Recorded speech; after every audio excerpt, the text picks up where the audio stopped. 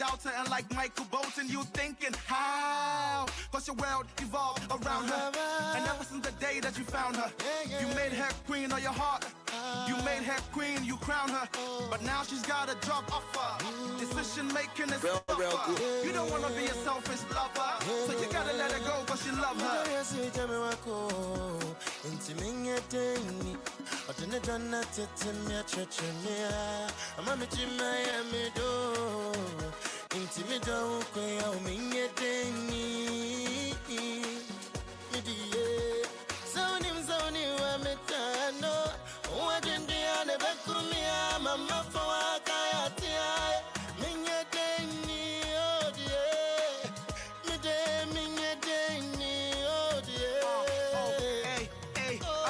Everybody put your hands up high and waving from side to side. If you ever have tears in your eyes because you had to say goodbye, everybody put your hands up high and waving from side to side. If you ever had tears in your eyes because you had to say goodbye. It's so hard to say bye-bye. Me don't want to die, and I won't bye-bye. Until we see you.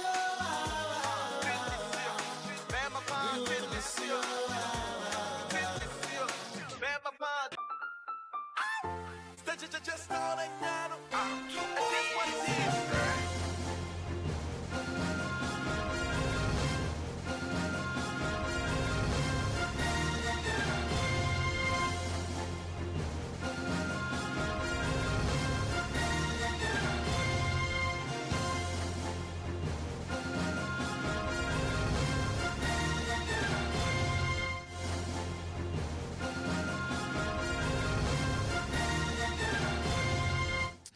Well, tonight, the nation is mourning the loss of former First Lady Nana Konadu Agyeman-Rawlings, who passed away early today at the Ridge Hospital at age 76.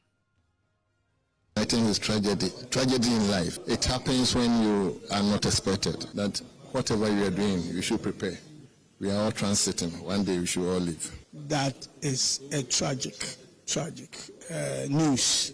She's somebody that will remember forever and ever. Her contribution to Ghana development. Well, we have more as tributes have started pouring in from across the country, plus load down of her biography and legacy to the development of Ghana. You will remember her famously for 31st December Women Movement. We'll bring you much more on that here on Top Story, brought to you always by Telecel Connecting Energies, Holy Insecticide Spray and Coil. Enjoy Holy Sleep, and also by Short Pension Trust. Into the future with you.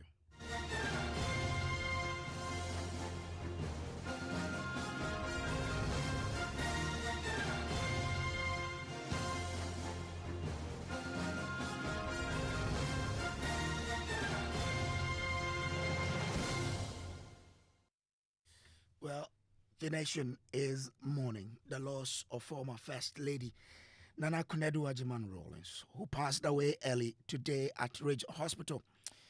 A champion of women's empowerment and founder of the 31st December Women's Movement, Mrs. Rawlings is widely respected for her contributions to Ghana's transition to democracy, having played a major role beside her husband, former President Flight Lieutenant Jerry John Rawlings, in transitioning the country from military rule to democracy.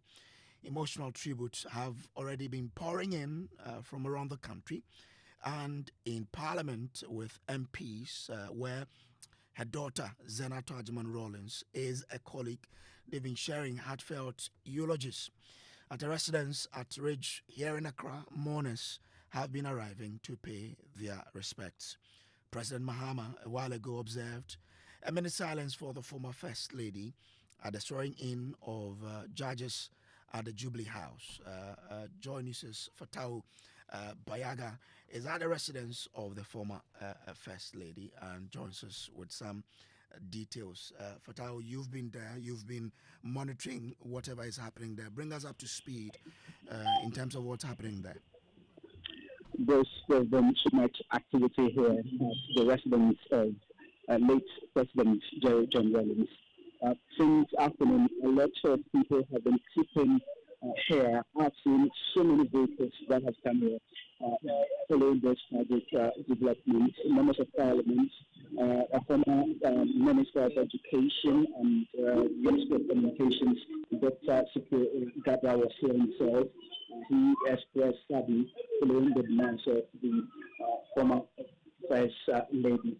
Apart from him, lots of other people came in. I saw the Member of Parliament, North Stewart, also coming to mourn with the family.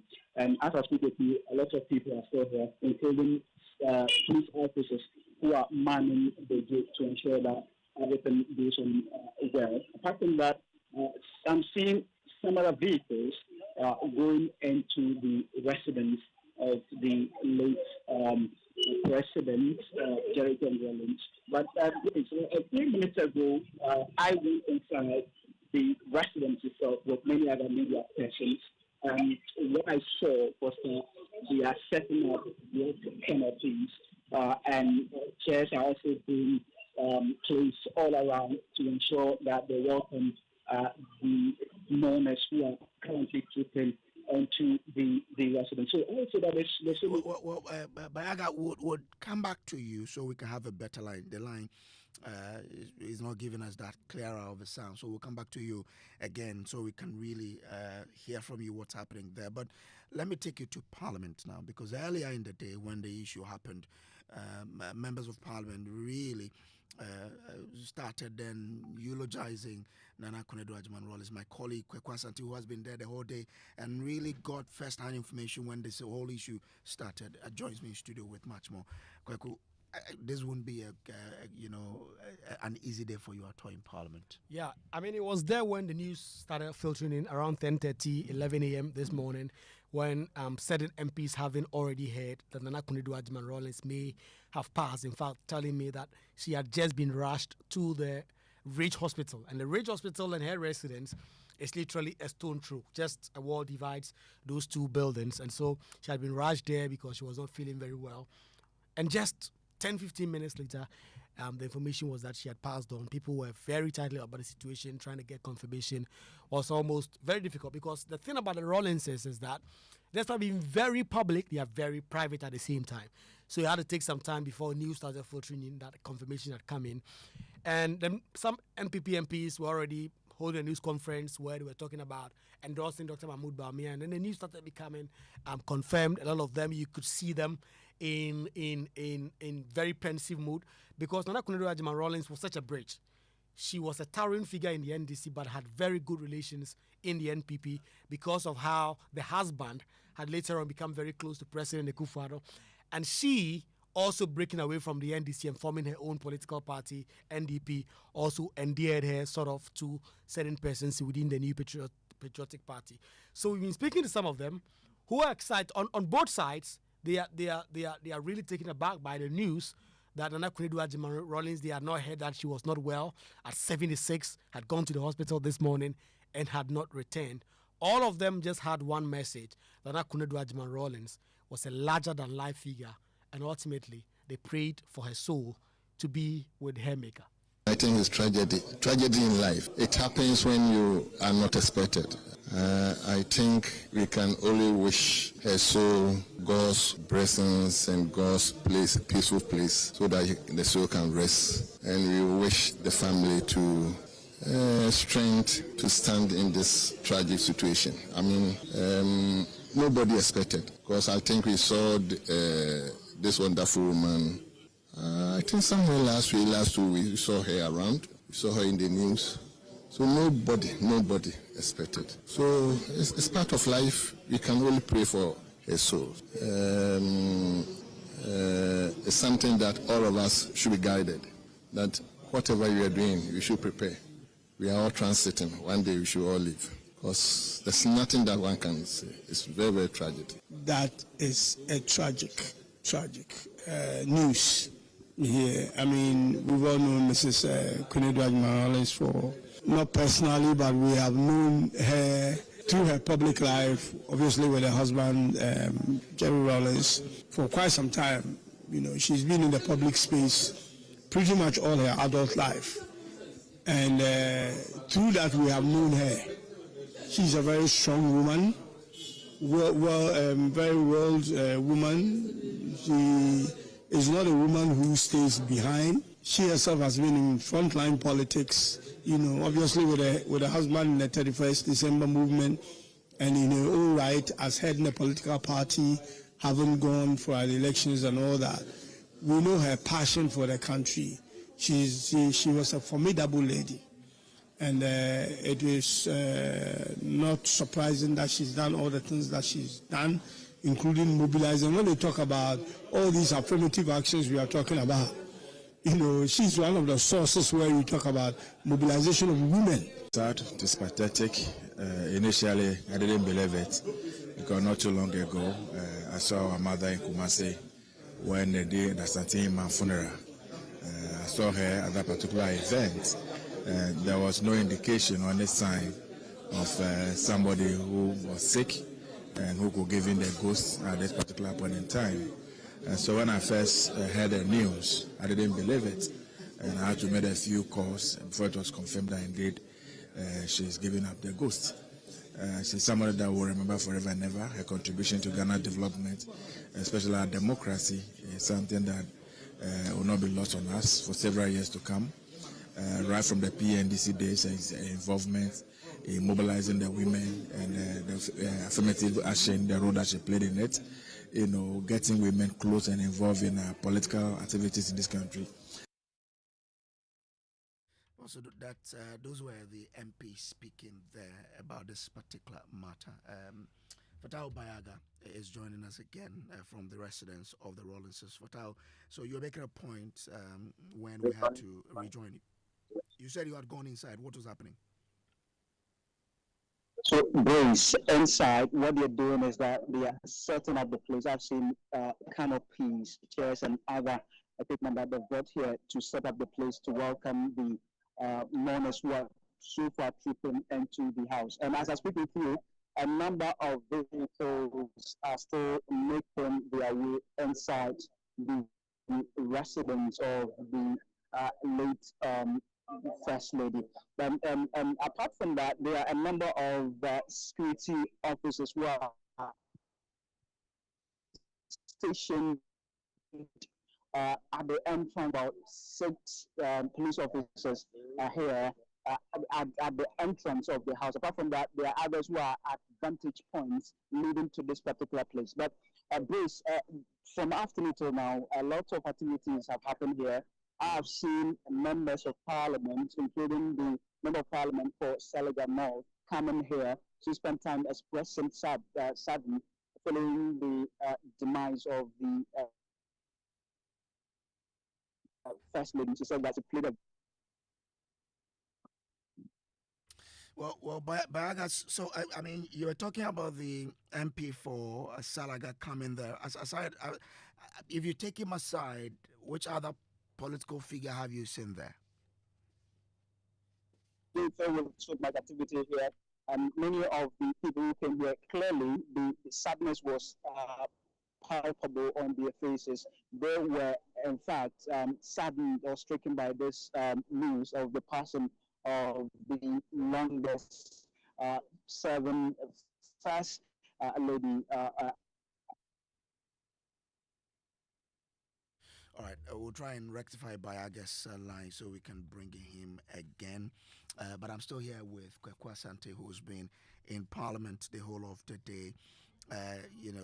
When this matter happened and engaging the mood, engaging the mood in Parliament when this particular matter broke out there. The Rawlingses family have been speaking, and Kwekwa Sante has been monitoring all of that. So we were in Parliament when we had to go. So after the MPP were trying to endorse Dr. Bama, some of the MPs there, and then this matter came in. And then from there. Yes, a lot of them really distraught about what had happened. Right after that news conference, I spoke to a couple of them. In particular, I spoke to the Member of Parliament for Takrade. I spoke to Hassan Tampuli as well. Then we all came to the Chamber of Parliament for today's proceedings. It was about to start at 2 o'clock. It started around 2:30 p.m. with the first Deputy Speaker in the chair. Yeah. But Parliament sat today for a total of 21 minutes. From the time the Deputy Speaker walked in to the time he banged the gavel for an adjournment, a total of 21 minutes. And the majority leader had indicated that this was because of circumstances. And we all knew the circumstances. And you know, Parliament usually like to play officialdom. So unless they had been officially informed, they normally don't want to put it on the record in the House. And so the majority leader did not specifically reference the passing of the former First Lady. He just spoke about certain circumstances for which reason Parliament just could not ordinarily transact. And Nana Konadu Agyeman-Rawlings' death, cuts two ways in Parliament. Not only is she such a towering figure in Ghanaian politics, but the daughter, Zaneto Agyeman-Rawlings, is also such a key plank in Parliament right now. She's the chair of the Intelligence and Security Committee. She was not in Parliament today, obviously, because of all the things that were happening in the background with all of the things happening. So, in total, Parliament sat for 21 minutes, then they adjourned. You could see people were shocked.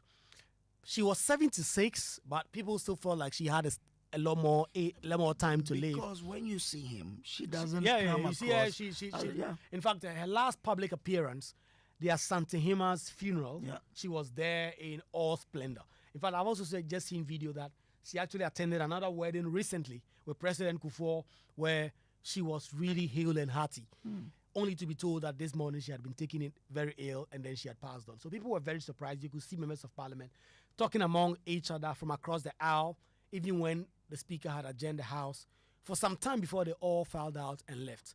Most of them were really shocked and surprised. And again, goes back to the point that I was making early on. Because of her very unique character as a founding member of the NDC, who was there until 2012 when she broke away to found her own political party, but then now very close to the New Patriotic Party because of the relationship Jerry John Rawlings forged with former President Akufo-Addo. Ultimately, before Jerry John Rawlings passed, that has endeared her also very much to the base within the New Patriotic Party fold. And so both sides really speaking to me in some of the sounds that you've played, talking about how a pivotal figure she was, and talking about a biography of this woman and what she has done for herself.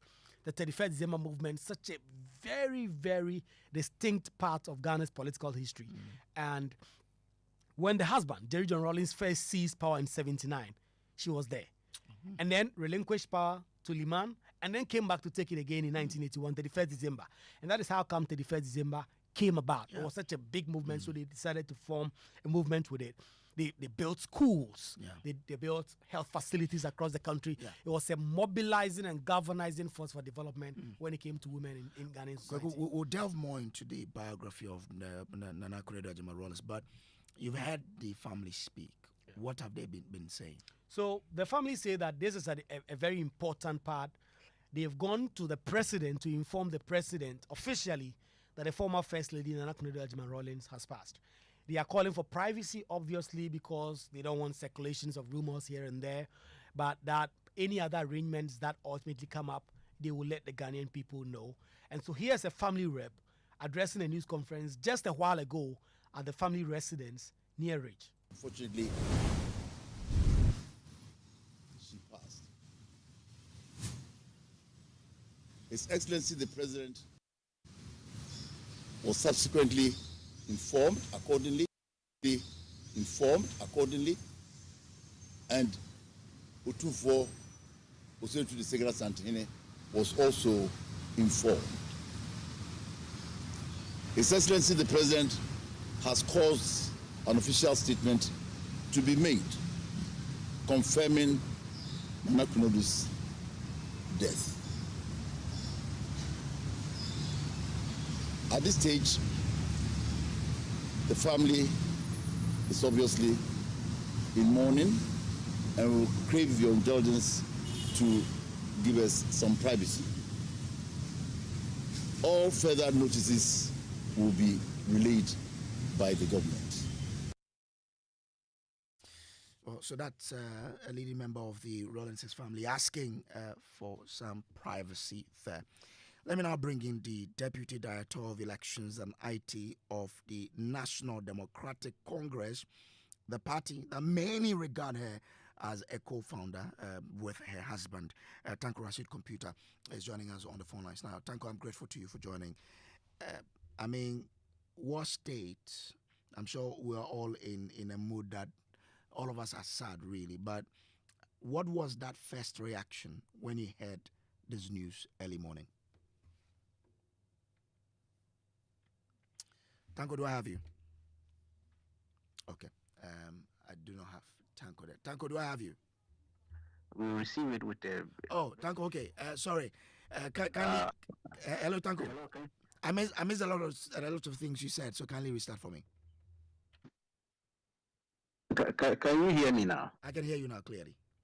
Yes. So let me say good evening to your cherished listeners, and I must say it came to us as a shocker. One of the terrible news this morning that came to us as a political party. I mean, when the news first broke on our platform, you could see that all leadership members of FEC were very much surprised with the turn of event, because we least expected this. Because Madame is somebody we regard as a mother of the party, although she left us to form her own political party. That doesn't mean that when we are talking about the history of NDC, she's a tall figure when it comes to writing the history of NDC. I mean, she's too tall in 1992 in the formation of the party, and then the way she mobilized her 31st December women group to support the husband development agenda, the schools they built across to help working mothers in marketplaces and all that. I mean, she was such a huge figure when it comes to women empowerment. I mean, so it's a shocker to the party, although she's no more a member of the NDC, but her legacy still lives on in the party. Now, we had information that leadership of your party were trying to reconcile her with the NDC. How successful were you? Well, I mean, we had what is called an open door policy. I mean, that's why we describe ourselves as Katamasonians. Where the umbrella is so big that it can take care of everybody. A lot of people left the party and came back. We embraced them. We accepted them back. It's their home. The umbrella is their home. I mean, not everybody but those who were part and parcel of the party from 1992, one way or the other left the party because of one or two issues, came back, and they are with us. I mean, they are there. You have the like of our venerable Dr. Obeda Samoa and co. When they left the party after the Ofori Congress, I mean, they came back. Today he's still there. He's a member of our National Council of Elders. Gusitano. A lot of them. Yes, Venerable Gusitano. That was a 1999-2000 election when they formed the Reform Party. He's back. He's performing wonderful in our current administration. He's doing fantastic. It's our home. You see, we cannot say people have left the party and therefore we should jettison them and then no. They might have their own grievances why they left. If we're able to resolve those grievances and they want to come home, why not? We embrace them. But was there? When the daughter raised the issue, you remember the daughter raised the issue. The MP, Madame Zanatu, Honorable Zanatu. Mm-hmm. I mean, she's doing fantastic in Parliament. She raised the issue that we should think of bringing her mother back to the party and all that. Leadership started looking at it. I mean, we're trying to make overtures. We're thinking that she should also come closer so that we make overtures. Nobody in the party dislike her. No, I can assure you, nobody in the party dislike her. Everybody in the party considered her at that high level, being a mother of the party. She was instrumental in the formation of the party and all that. And so that respect is there. We accord her that kind of respect. But we needed to just also, you see, when you are trying to negotiate, you give up something and the other party also give up something so that in order to come closer. That's what we're trying to do. Because she has her own party. Her party is still active. I mean, in the last election, you saw what the party did. They were there. They participated in the election. And so, clearly, if she was to come back to the NDC, that means that she was going to give all that party and all that. And so these were things we're trying to work out. Unfortunately, we lost her along the line. It's a terrible news to the NDC. We are mourning with the bereaved family. Leadership is trying to put together a statement, official statement will come out from the party concerning this. Presidency has already issued a statement. The majority group in parliament has also issued a statement on that. We have received it with a very big, terrible shock to us because we respect her. She's our mother as a party. And we have her daughter being a member sitting on our ticket NDC, and she's doing wonderful well. She's one of the best MPs you can think of currently. And so it's our funeral as well. Yeah. And so we are mourning with them. So thank you. How will you describe the space that she is living in the party and in politics of Ghana? Well, if you look at her role as a promoter of female women empowerment, one of the topmost gender activists, not only in Ghana, but in Africa. I remember vividly in 1995, the Beijing conference of 1995, where these female empowerment gender issues came up strongly. She was one of the speakers in that conference in 1995. I mean, and she did well. It raised the bar for Ghana at that place.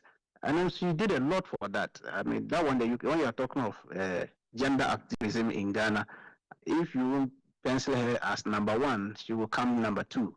I mean, that one, nobody can take it away from her. That is a big void that I think it will take us time to fill as a country. I mean, she was somebody who would not mince words in fighting for for females and their empowerment, and you saw it in these activities under the 31st December Women Movement, where they built schools in marketplaces to take care of working mothers, children, and all that. That was something very, very innovative, trying to help the gender activities of which she was pursuing. So that aspect alone, I mean, it's a legacy. We are yet to see somebody who can fit into that. Kindly stay with me. Let me bring in your colleague on the other side, Haruna Mohammed, who is Deputy General Secretary of the New Patriotic Party. Haruna, grateful for joining here. Now, how did the MPP also receive this information of the passing of the former First Lady?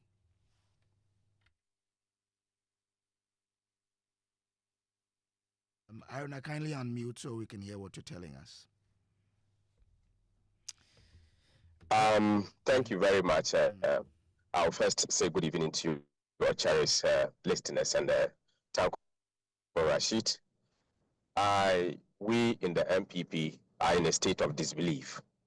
We're in a state of disbelief because we have been on national programs with this, the former First Lady, who has just passed today.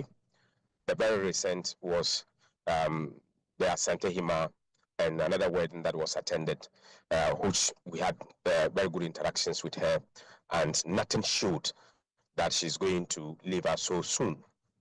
But who are we to question the will of God? God has decided that he wants to call her back, and we as humans will only take it and accept the will of God. So for us, we are in a state of disbelief because we never thought that it is going to be so soon. Well, and for you, how do you describe, I mean, the loss that we have? I mean, in the political dispensation of this country, we won't ever hear her thought on how the direction of this country should be again.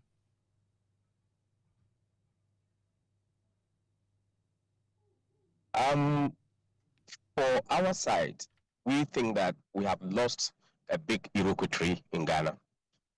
She stood for women and stood for the sincerity of our democracy.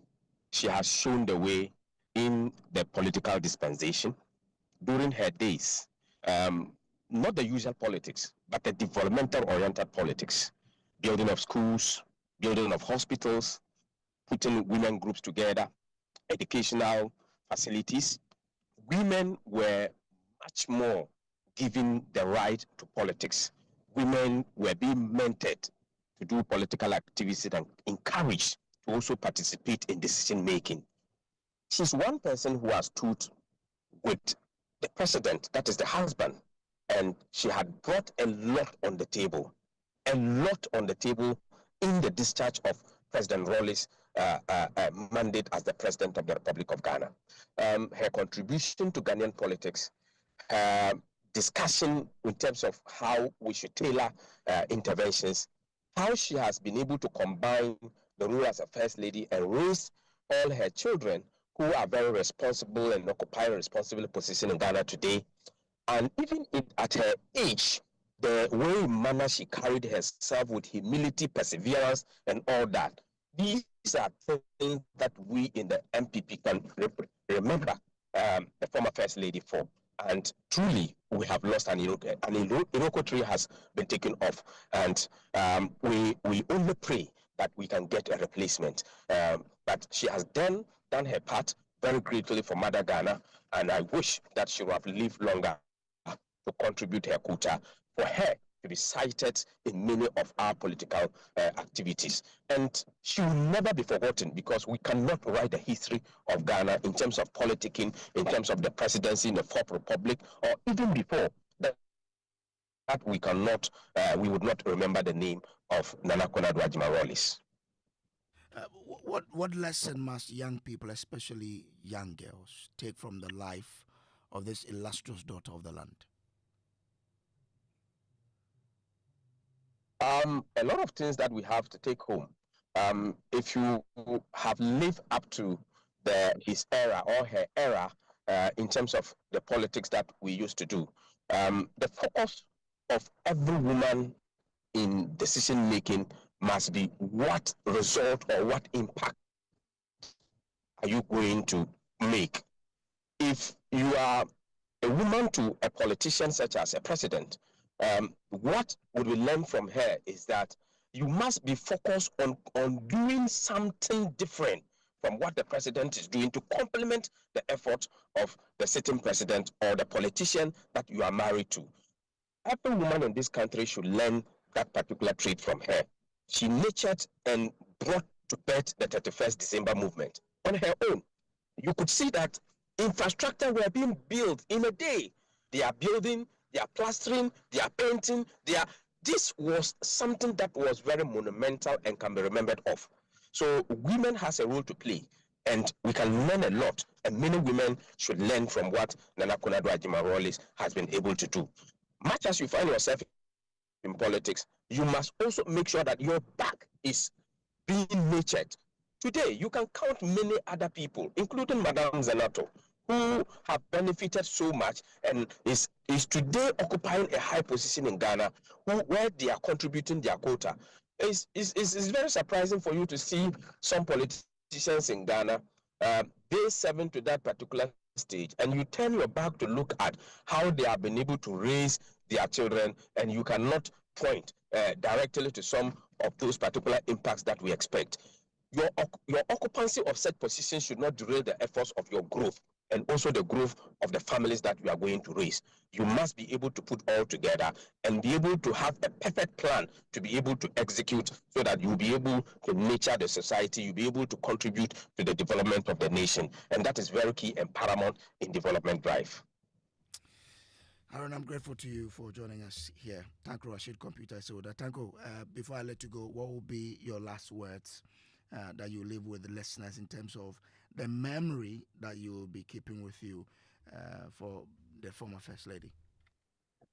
Well, I mean, we are still in the mourning mood. We are shocked with the death, and what I will say to the family is they should take heart. We are with them in this trying moment. It's not been easy losing such a colossus when it comes to women politics in Ghana and politics in general. I mean, she did very well. She did her part, and I know posterity will write a very good story about her when it comes to women empowerment and gender activism in Ghana. Now, I'm grateful to you. He is Deputy Director of Elections and IT for the NDC. Now, we'll still bring you much more of this particular developing the story on Newsnight. We'll be taking you to the presidency because the president has been speaking. My colleague Maxwell Agbagba will be joining us with a lot more of what's happening. We understand the presidency has issued a statement. Maxwell will be bringing us details. All of that here on Newsnight after these. Auntie T, I beg, fix me go betete Ghana. No gari, no oil, no plantain, just beans then eggs. Hey, brah, that be dangerous combination, no. Problem no day. I feel handle am. For Telecel, with the Bob say everybody gets what they like. That be why Made For Me bundles day. Based on your usage, you fit get your own data and call packages. Fala! Made For Me bundles like the way you want them. That *530#, then buy Made For Me bundles today. Telecel, connecting energies. Couldn't sleep at night. Mosquitoes will be whining my ears, bugging me all night long. Till I got a remedy. Now I'll be spraying them away with holy insecticide spray. I go spray them away with holy insecticide spray. When I sleep, me dana mada with holy insecticide spray. Holy mosquito coil, holy multi-purpose insecticide spray. Dana kron kron. For bulk purchase, call 0302 681582. This advert is FDA approved. No. You look so relaxed and cheerful these days. What's your secret? No secret, Kofi. I just sorted out my retirement with Shield Pension Trust. You should talk to them. Retirement? A small time before pension. Share. The earlier you start, the better. And Shield Pension Trust makes this so easy for you. They've got amazing plans to choose from. I even signed up for the Shield Cedi Crow a day personal pension scheme, which lets you save as little as 1 Ghana cedi a day. So what's your retirement? Isn't that great? 1 cedi a day. Exactly. And the best part is, I sign up automatically on the Dacia Promoting Plan, which guarantees me medical insurance when I go on retirement. Hey, you've convinced me. I need to sign up now. Kofi is making a move to secure his future and health insurance when he goes on retirement. What about you? Go to Shield Pension Trust or call us now on 050-915-0253 and we'll guide you through securing your pension tomorrow. Shield Pension Trust, into the future with you.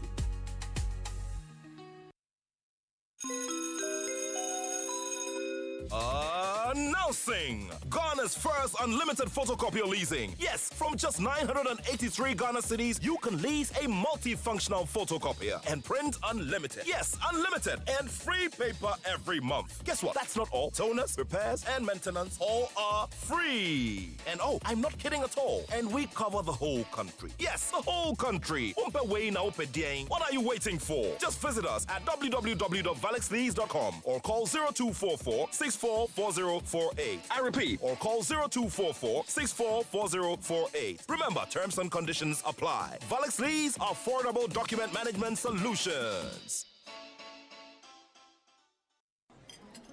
This is really good. Missing that real taste of Ghana? Your favorite kitchen is calling.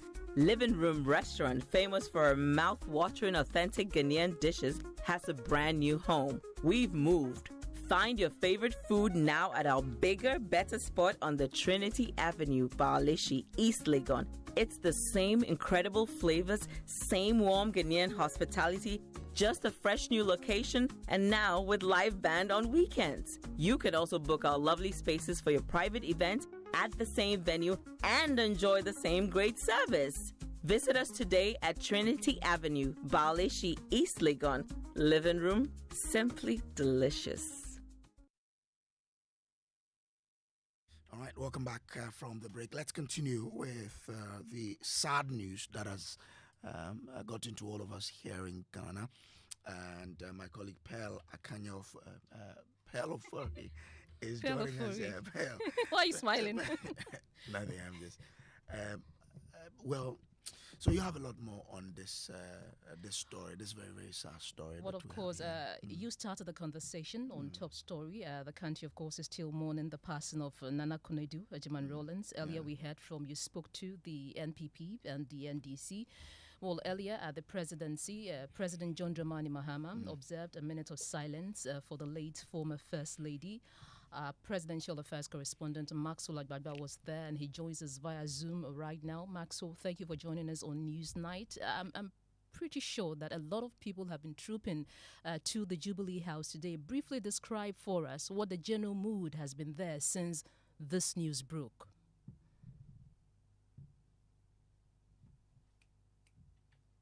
Maxwell, can you hear me?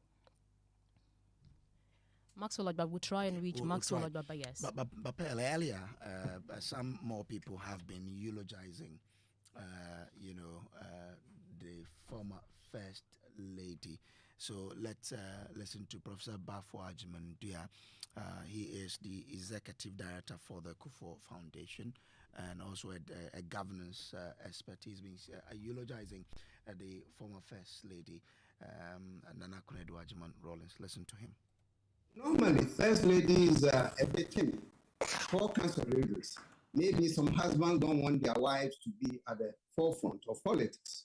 So you can understand that. And if I look back from Nkrumah's era, I cannot identify any First Lady who was so politically engaged as Nana Konadu Agyeman-Rawlings. First time Nkrumah, perhaps being foreign, did not want to meddle in politics, or perhaps the wife told her not to do that. Subsequently, all the military regime that we had, the wives of the military rulers were a little bit laid back. In this Fourth Republic, from Rawlings, I think in the Republic, Nana Konadu continued in different ways to push the advocacy for women empowerment. And since then, I cannot identify any other First Lady who have been so engaged, so passionate about the issue of women and supportive of measures by her husband's government to achieve goals. So I can single her out as perhaps one First Lady who was all over the place, pushing her ideas, pushing her women advocacy, supporting her husband. And I think overall, that for me is very, very impressive. So that's Bafo Agyeman-Rawlings joining the whole of Ghana in mourning the passing of former First Lady Nana Konadu Agyeman-Rawlings. A lot more people have been eulogizing the dynamic Nana Konadu Agyeman-Rawlings. Well, Brace, earlier, our Presidential Affairs correspondent Maxwell Agbagba spoke to Deputy Government Spokesperson Shamima Muslim. Have a listen. Let's go. Okay. So, we had a former First Lady. She did a lot in terms of the contribution towards women empowerment. 31st December, women's movement. I want to find out what you I think that first off, we'd like to extend our deepest condolences to the immediate family of the First Lady, her children, and her extended family. Indeed, the loss of a mother is a very painful and sad event, and I'm sure that they are in very deep grief. And the President himself extended his condolences to them earlier today when they came to formally announce the sad news. And so our deep condolences to them and to the NDC family. Yes, the former First Lady of Ghana is and was the founding member of the NDC. And we all do know that through her 31st December Women's Movement, Ghanaian women rose to the occasion and took their pride of place, not only at the sidelines, but at the heart of our economy, at the heart of our politics. And many of us grew up watching her lead the way and, show symbolically that women can do politics, women can earn their own incomes, women can own and run businesses. This was her life's work. It was sad that towards the end, she had to break away from the NDC, and I know that there are some actions that were being taken to see her possible return to her own legacy, the legacy that she built with her husband, because she was a bedrock to the former Flight Lieutenant Agyeman-Rawlings. So it's a very sad day for this nation.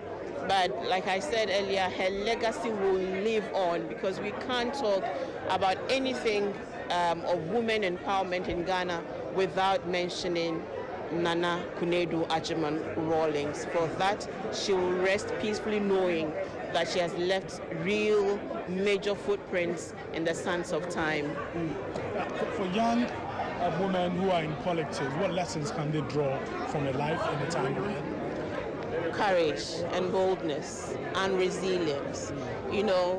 Sometimes your boldness might go against the grain, but if it's what you believe in, you go for it. And I think that is what she represents to many young people, that your decisions don't have to be the most popular decisions, but if there are decisions that you believe in and there are values that you hold dear, you shouldn't be afraid to be the only person who stands in your truth. That's the level of her strength, and that is admirable. You may not always agree with everything she did, her politics, but you cannot deny the fact that she was a very stout and a strong woman who defended the causes that she believed in.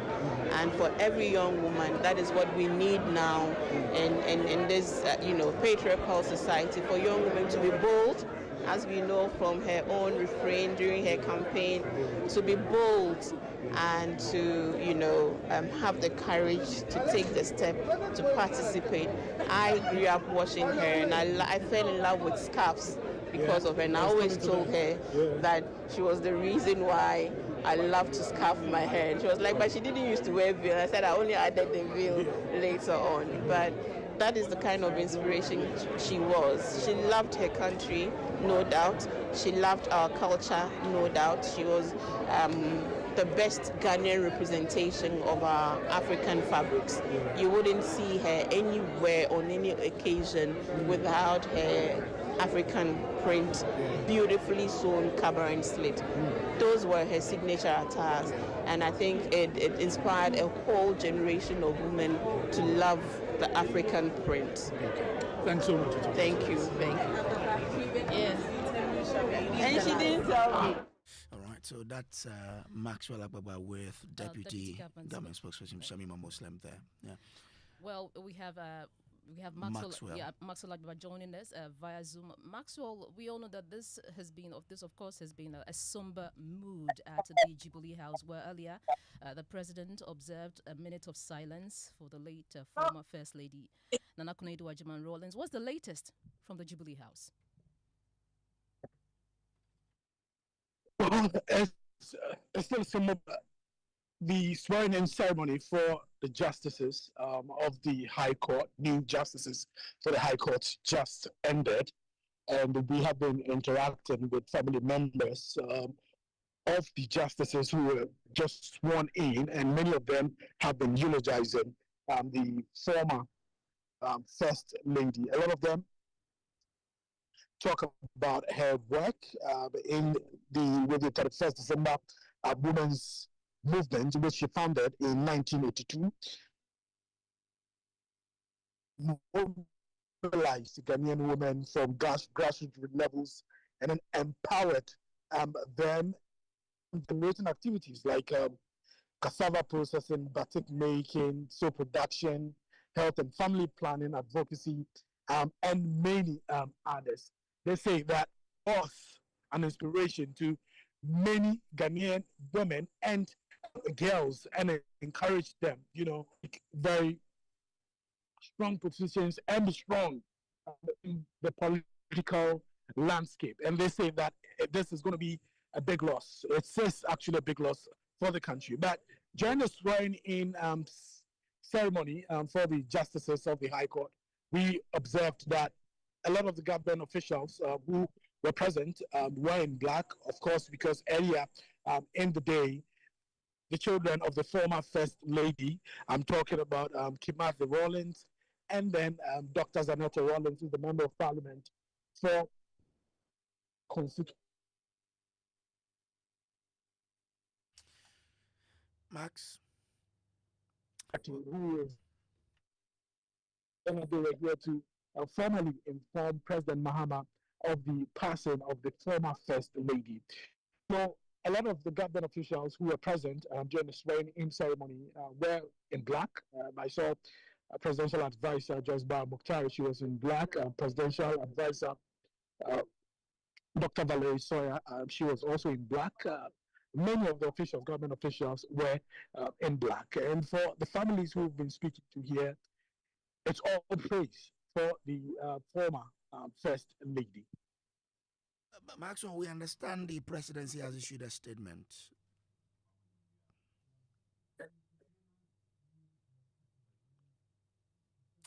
Sorry, Bruce? Yeah, we understand the presidency has issued a statement. Do you have details?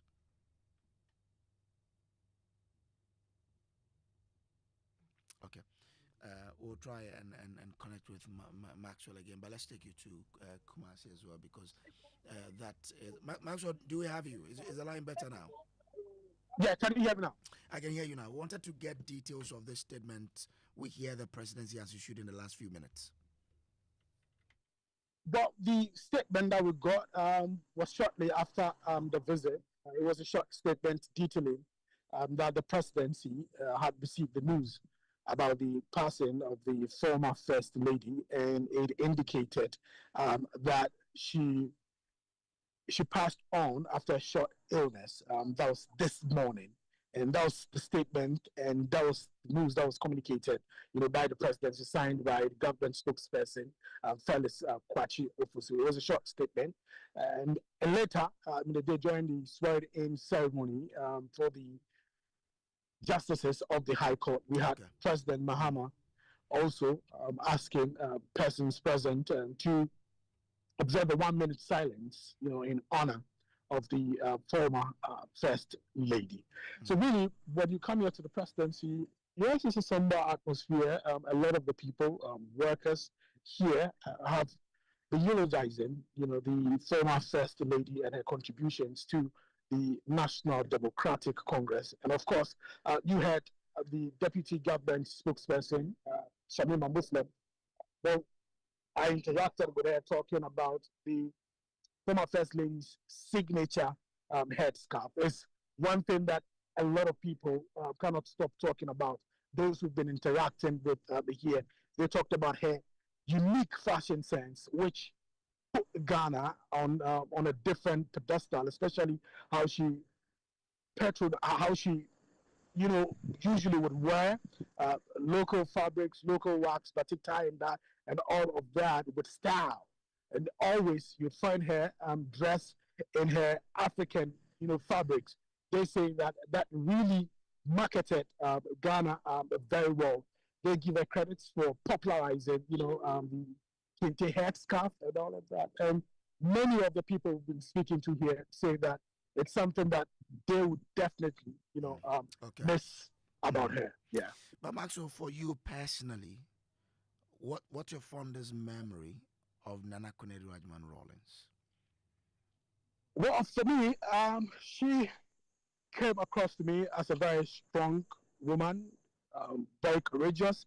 In fact, growing up, I also appreciated and loved her unique sense of fashion. We've seen a lot of first ladies in different parts of the world, and you can attest that she stood out from the rest during the time as the first lady of Ghana from 1981 to 2001, 2 decades when she was first lady.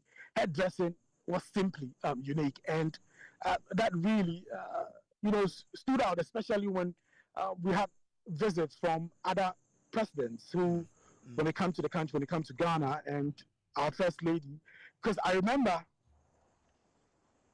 often, pictures that I'd seen during state visit, and usually that would draw me closer, to these pictures, and I would ask my parents questions about, her fashion style. So the fashion style, obviously, and the unique headscarf was a magnet that attracted me to the First Lady.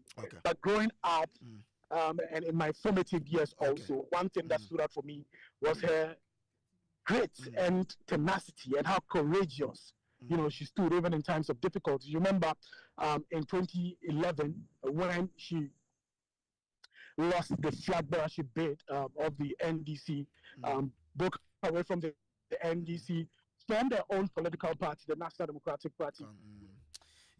So that's Maxwell Agbagba there from the presidency.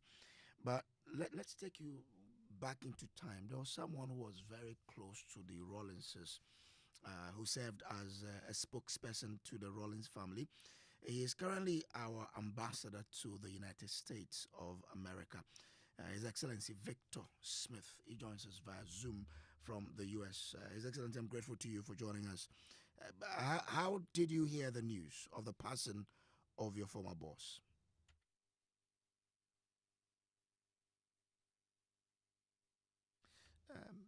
If you can unmute for us so we hear what you're telling us, I'll be grateful, sir. Okay. Going on here, and I was woken up, around 4 a.m. and the bad news was given to me. Can you hear me? I'm hearing myself again. Okay, I can hear you. I missed the earlier part of it, but I can hear you now clearly. Yeah, what I was saying was that I was woken up at 4 a.m. and given this, news. So I decided to cross-check because, these days people can say things which are not true. Not because they want to do mischief, but just that social media and things can come up with all manner of AI stuff. So I checked with the office of the former president, the household.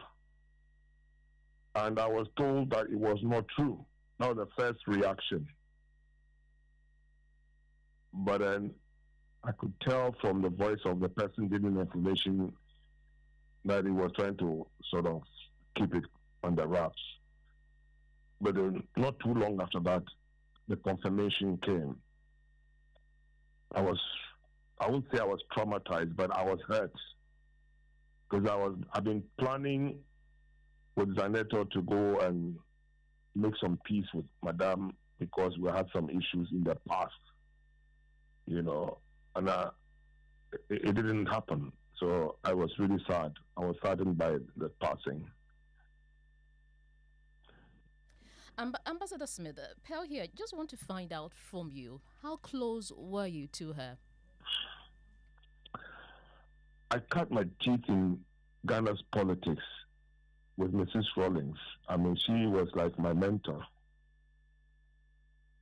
I was a student in the UK during the revolution, and I used to write pieces of ideas and offer suggestions to her to guide, if you like, the president then, the head of state. So we had this bond between us. She didn't know me. I hadn't seen her apart from on media. So when I was done with my studies and I came down to Ghana, I was working at State Enterprises Commission. I made contact with her, and she was very pleased to see me and everything. And from time to time, she would invite me to discuss certain issues, how to deal with certain issues. I used to write speeches for her, and gradually she suggested that I be brought into the president's office and assigned to her to set up the office of the First Lady. This is how we started. This is back in 1994. So that is how close we were. Okay. That's some kind of a bond, but who was she beyond what we know of her in the political space? I think she's the one who can be remembered for giving visibility to women in politics. She pushed for the empowerment of women. She actually lived it. I was in Beijing with her. I've been everywhere with her on the 31st December Women's Movement tour of the whole country. I got to know the whole of Ghana through her. We used to talk, we used to discuss things. So when I say I cut my teeth in politics with her, I mean it. So this is, I mean, women's empowerment and the visibility of women in Ghana politics. I think she led that particular momentum. You possibly know her better than a lot of us. What would you say, or how would you describe this loss to the nation and to us, the young ones who are not coming up? Well, it was sad that she fell out with the NDC. By the time she was First Lady, she was a very strong personality. You remember she used to use the expression, be bold. Yes, yeah. She lived it. She was a very bold person. And I took some of that boldness, from her in politics. She meant well, but unfortunately, because of what happened in Sunyani and, she set up her own political party and all that, she seemed to have gone to the background. But she was a real serious woman in the empowerment drive, gender issues, and looking after their children. She believed in the power of the woman to be able to help this country develop. But she disappeared. She went into the background over the years when she left the NDC.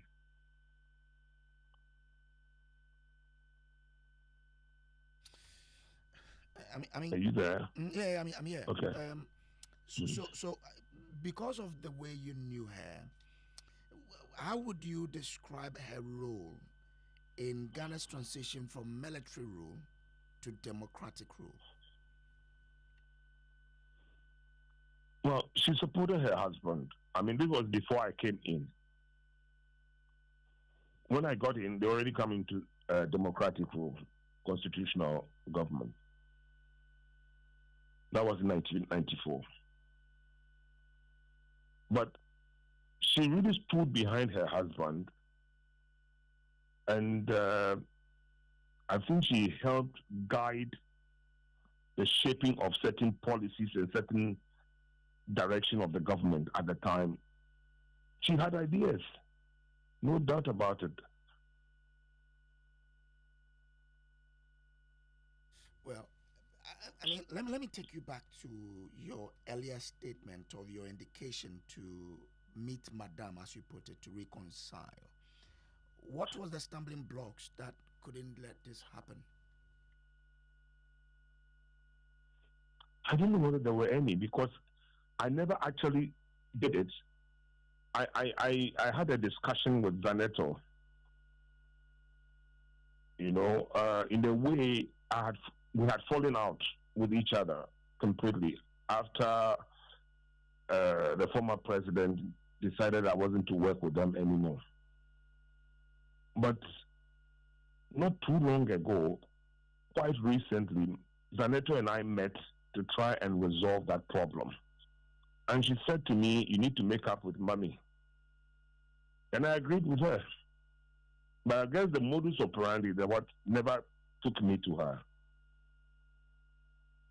I didn't ask to see her, but I was planning to do that. Okay.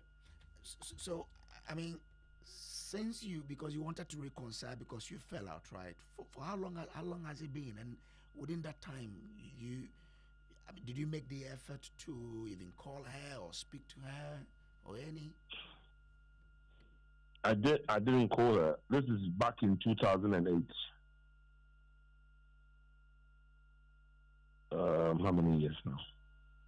2008. So 16 years. Should be, yeah, because even if it's 2010, it will be 15. So like, yeah, around 17. Yeah.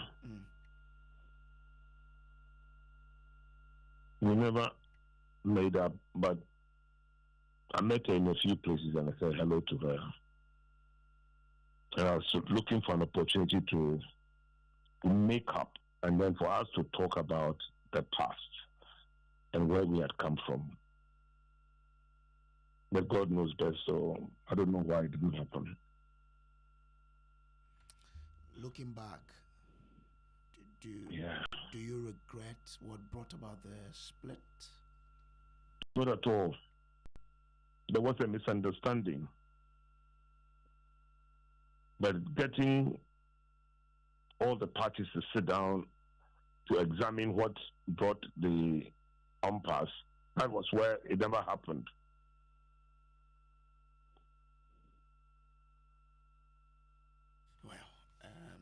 And is this something that was avoidable? Which one? What brought about it? Because you call her madam, which means that there's a special relationship between the two of you. Oh, yeah. What brought the split?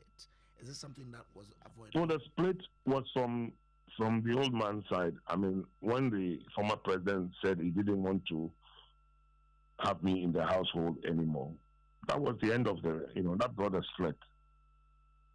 But there was the real reason behind it. We never discussed it.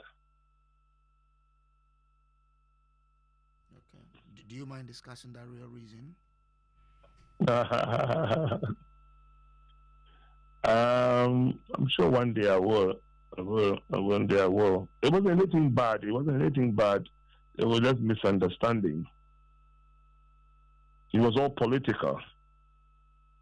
I took a different direction from the household. You get the point? I'm rooting for one person, and then somebody else is rooting for another person, and you work for that person. She doesn't want to have you anymore. Simple. Ambassador Smith, just want to find out from you. Some have described the late Nana Konadu Agyeman-Rawlings as the power behind the throne.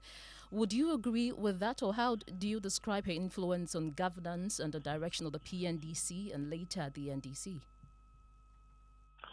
When I joined them, people used to call her she who must be obeyed. I thought it was just, them having fun or having a go at her, but she made herself very visible in the governance because she had ideas. And madam, if your husband is a leader and you think you can offer pieces of advice to guide him to chart the right course, why not? She justified in some of those cases. She wasn't running the government, but she could offer pieces of advice to the husband. So this is where people thought that she was influencing everything that happened in government. Ambassador Smith, and maybe the last question would be, what moments or experiences stand out for you when you think of the late Nana Konadu Agyeman-Rawlings, briefly?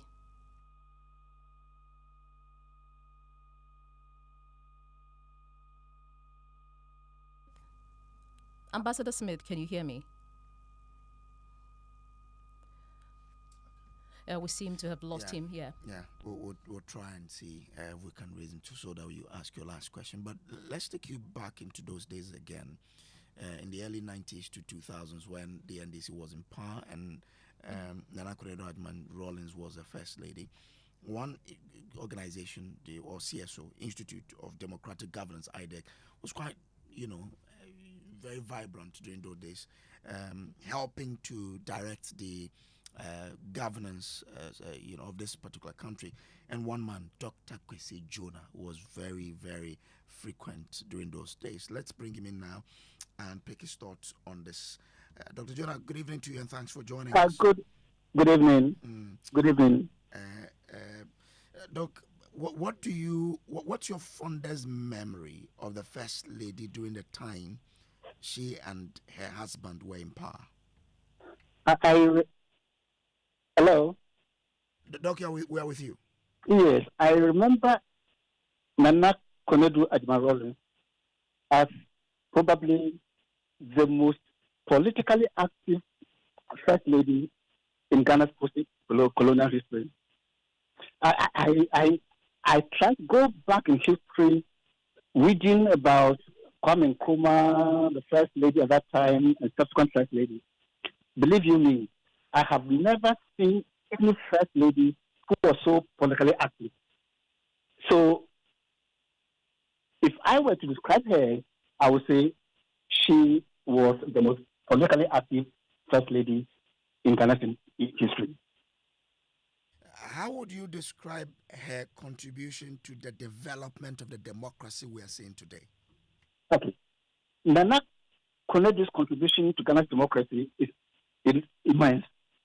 Look, this is a woman who organized the women of this country, a very passionate promoter of women's empowerment, defender and protector of children's rights, helping market women get nurseries in their market so that when they were working, their children could be taken care of in the nursery. She was with her husband everywhere he was campaigning. And it was a very long time before you find another First Lady like that. I mean, during those days, and you as a CSO, how did you see her relationship with CSOs and the criticism you passed on the governance which was being superintended by her husband? Well, okay. At the time, especially when she found her 31st December Women's Movement, she had become a CSO like us.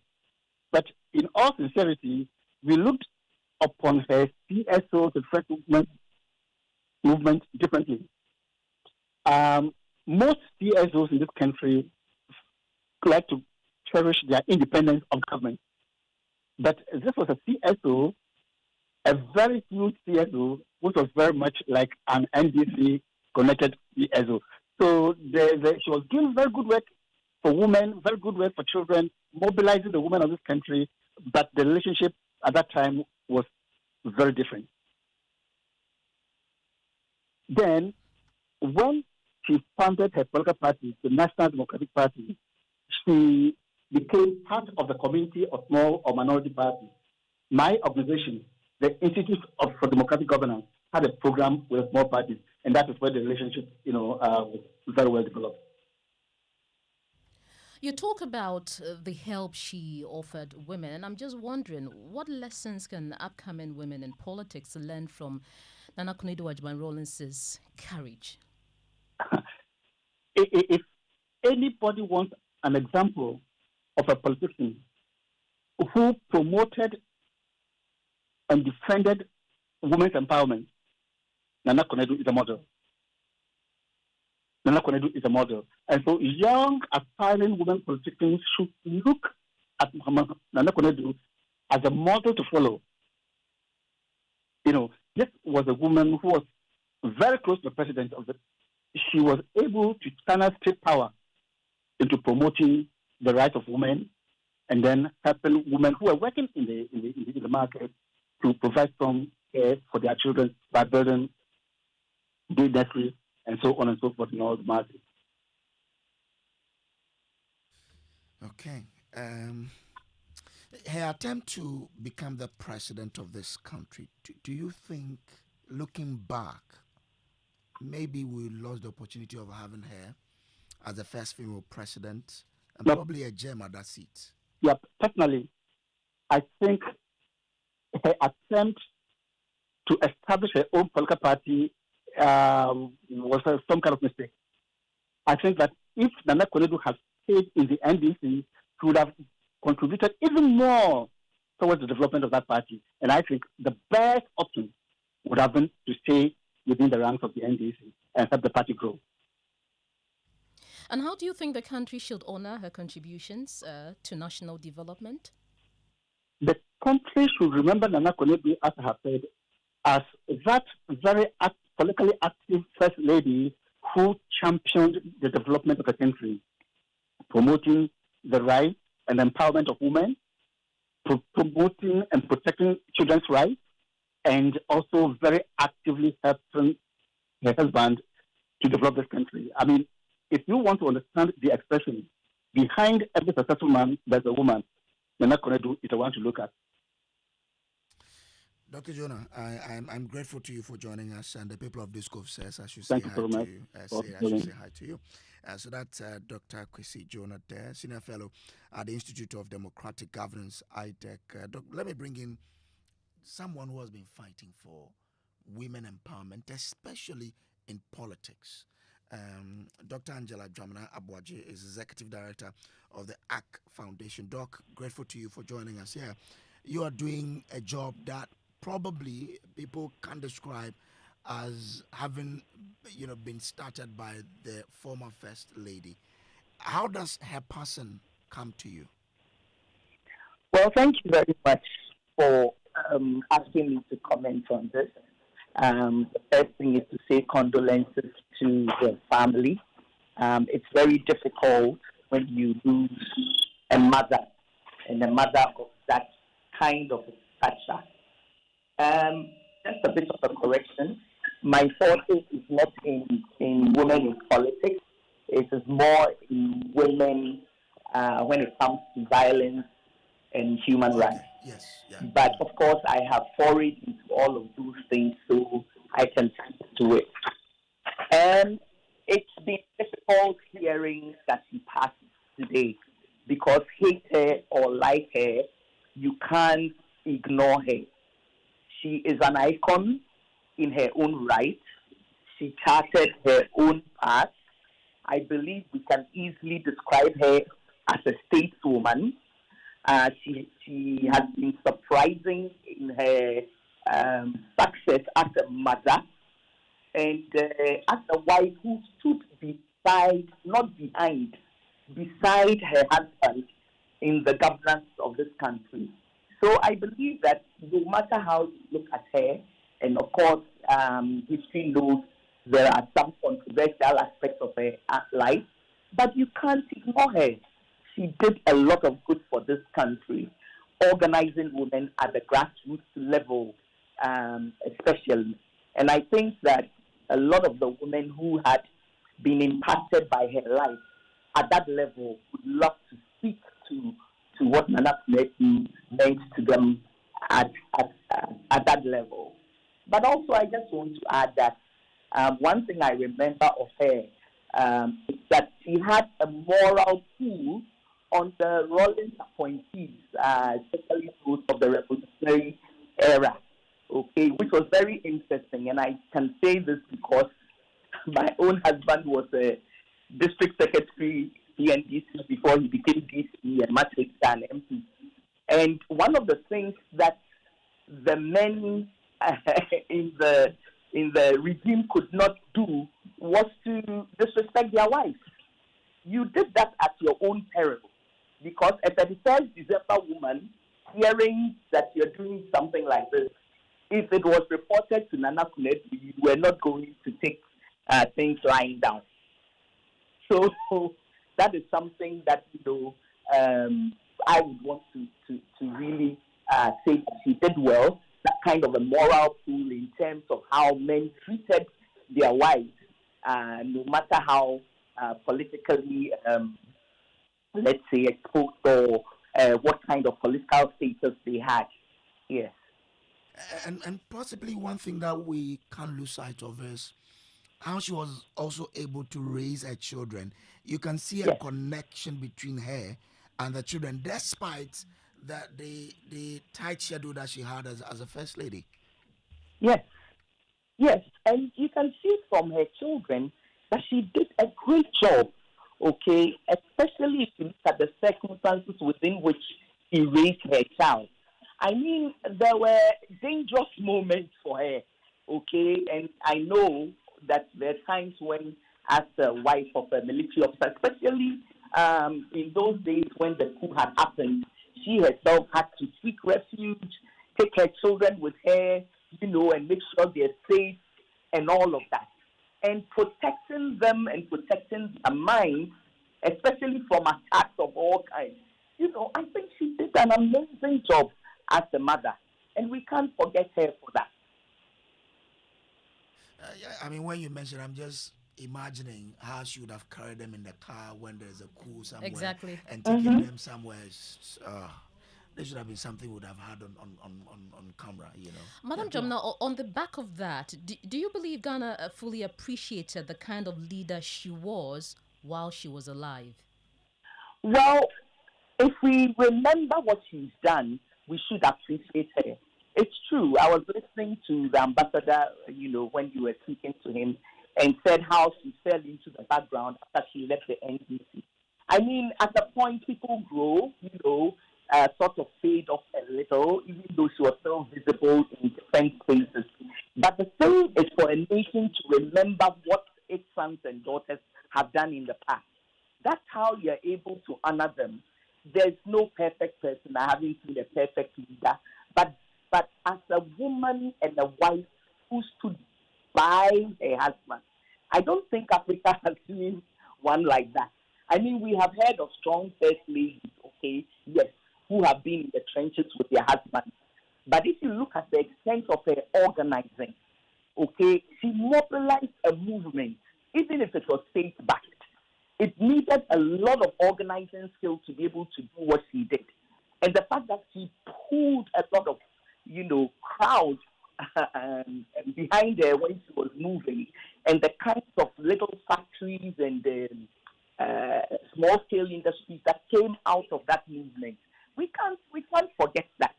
And one other thing, at Beijing, there were 12 points, principles that came out of the Beijing conference. The 12th one, the girl child, that was her brainchild. It was a global conference of talking about women, but she said that there's a way in which we forget the girl child when we are talking about women. And she pushed to such an extent that it became the 12th point, the girl child, as part of the Beijing Declaration, the platform for action. And that was her work. So we cannot forget some of these things that she did, for the country and even for the African continent. All right. Grateful to Dr. Angela Dramana Abuaji for joining us tonight. You're welcome. She is the Executive Director of the ACK Foundation. Let's take a quick break here. When we return, we'll take you to Kumasi. Yeah, the Ashanti region. And also gauge the mood there after news of the passing of Nana Konadu Agyeman-Rawlings. Stay with us.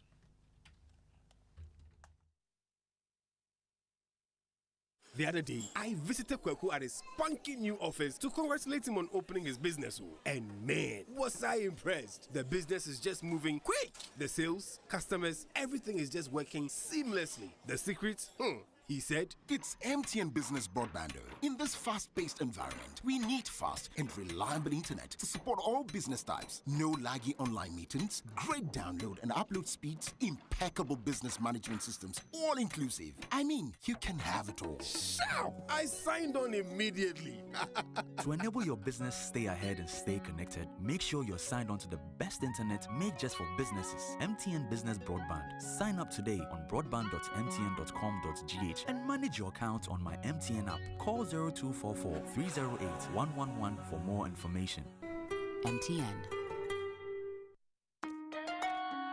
Son, we are so proud of you for setting up this hospital. I really love those hospital beds and waiting chairs. By the way, did you import them? No, Dad, I didn't. I actually got them from Kindle Books and Stationery right here in Ghana. Wow. We also bought our office supplies, safes, executive desks and chairs from Kingdom, and they gave us expert advice on how to set up our office. Guys, that makes 3 of us. I also got our sofa and bedroom sets, plus our dining hall furniture for our new home from Kingdom. Wow, Mom, that makes 4 of us. I usually get my stationery items from Kingdom Kingdom, and my teacher also mentioned that our classroom furniture was provided by Kingdom. So there you have it. Whenever you're thinking about setting up an office or acquiring furniture for your home, etc., Kingdom Books and Stationery should be your first port of call. With over 40 years' experience in the industry, we stock and supply a wide variety of globally sourced office and home furniture, stationery, and equipment. Visit our head office, Takweje, Osu near the Osu Cemetery, Tema near Community 4, Takoradi opposite Vijay Mays Plaza, Cape Coast University Bookshop,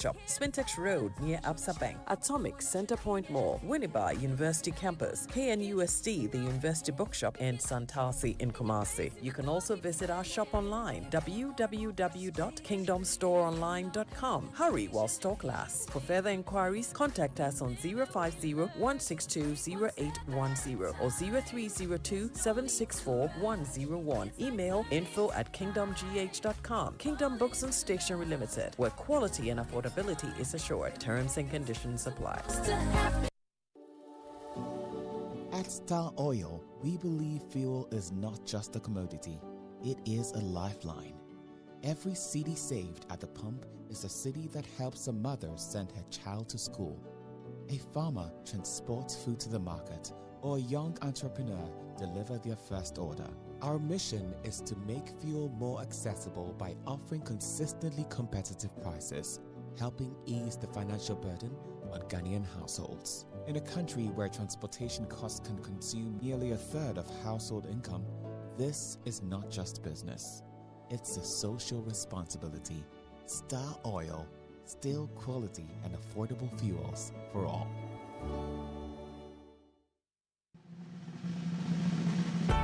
For many years, we've been solving Ghana's water storage problems with quality tanks. Syntex tank. You know, it is strong, it's tough, and reliable. And now, we're in to solve the #1 problem when it comes to water carriage: our pipes. With the state-of-the-art machinery, Syntex is providing very strong, tough, reliable, high quality, and durable pipes at a reasonable price. This is Syntex Pipes. With Syntex Pipes, water flows wow. I mean, ta-ta-ta-ta-ta-ta-ta-ta-ta. If they carry water, no wahala. With Syntex Pipe, our water problems are solved. Syntex, are you strong? Are you tough?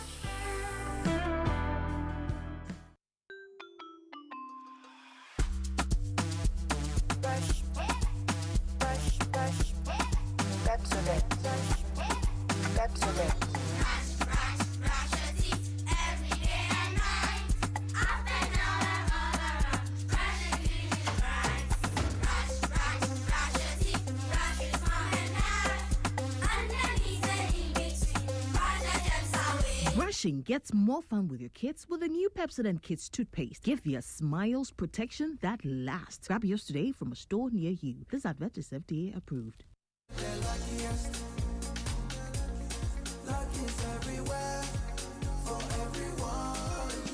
This year is going to be sweet. I don't just feel it, I know it, because the Luckiest Season 3 is back.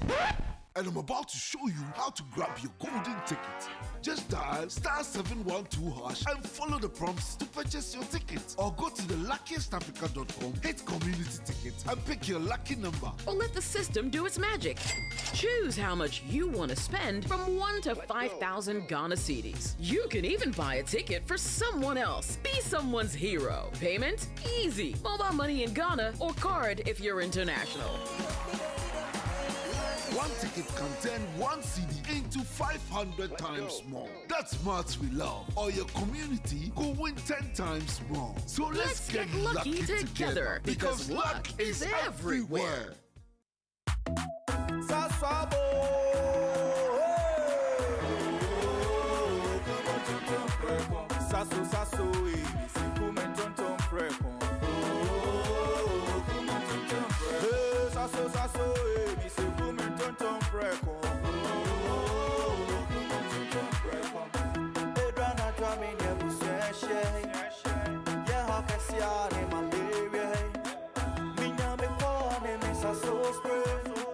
Every mosquito study run away.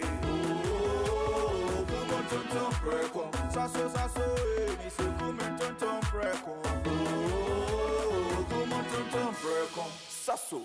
tonton preko. Na ni sham ne de strong. This advert is FDA approved. Well, welcome back to the news Newsnight. Let's go to the Ashanti Regional capital of Kumasi. And we'll be speaking to our Ashanti Regional correspondent, Emmanuel Bright-Kweku. Thank you for joining us on Newsnight. What has been the mood in Kumasi and other parts of the Ashanti region since this news broke? Paul, in fact, in Kumasi, it has been a solemn moment here in the region. In fact, in Kumasi, the city itself, the people have received the news on a rather sad note. And for the many residents, Nana Konadu Agyeman-Rawlings left a legacy. In fact, her legacy in the country cannot be said without what she did for the Ashanti region. In fact, with the 31st women daycare she established in Abepo Junction and Swami, and also in Ashtown, these are the legacies that people here in the region are really fond of. In fact, we know that she is of the royal lineage. We are told that her father was the nephew of the late Asante Hene Agyeman-Rawlings I, who was exiled to Seychelles. And in fact, for the many royals here in the region, they are also in commiseration with the family. A lot more of the people here have shared some of their fondest memory with the fondest memory of the former First Lady. In fact, they tell us that the impact her leadership, her determination, her resolve is one that is really commendable, and these are lessons they would emulate from the late former First Lady. And so, Pearl, in fact, in Kumasi, it's been a solemn mood. In fact, we've also had her alma mater, that's K University, where she pursued a degree in arts and textiles in 1975, also share some tributes. They have commiserated with the family and also expressed their condolences with the rest of the nation. So, Pearl, this is currently what is happening, or the situation here in the Ashanti region. Thank you very much, Emmanuel Bright-Kweku. And that's how we wrap up the special edition of Top Story Newsnight, which we focused on the life of the former First Lady, Nana Konadu Agyeman-Rawlings. Condolences to the family. We'll meet again, God willing, tomorrow. Please, this is still Joy. Do stay tuned. Luck is everywhere for everyone.